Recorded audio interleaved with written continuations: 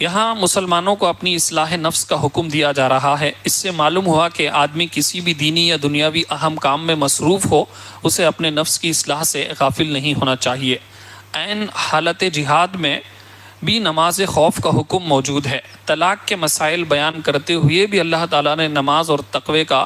حکم بیان فرمایا ہے۔ لہٰذا اگر کوئی نیکی کی دعوت میں یا علم دین کے حصول کے کسی دوسرے اہم دینی کام میں مشغول ہے تو اسے اپنی اصلاح سے غافل نہیں ہونا چاہیے۔ اب اس میں دیکھو نماز کا ذکر ہوا تو علماء ایک بڑی حکمت کی بات یہاں فرماتے ہیں کہ کیوں اللہ تبارک و تعالیٰ نے میدان جنگ میں جو ہے وہ نماز کا حکم ارشاد فرمایا۔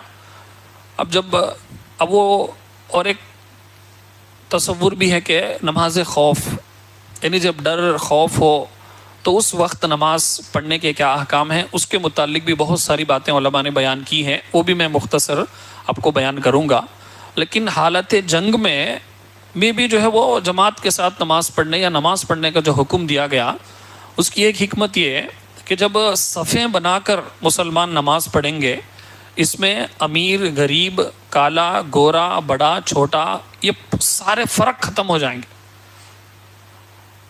جب یہ یونٹی دیکھیں گے کفار تو ان کے اندر اور ہیبت پیدا ہوگی، کیونکہ ایک بڑی چال کافروں کی یہ ہوتی کہ مسلمانوں میں جو ہے وہ ڈیوائیڈ کر کے، مسلمانوں میں فرق ڈال کر، مسلمانوں میں آپسی دشمنی ڈال کر، مسلمانوں میں آپسی نفرت ڈال کر ان کے اندر خود جو ہے اس یونٹی کو توڑ کر کمزور کر کے ان پر حملہ کریں۔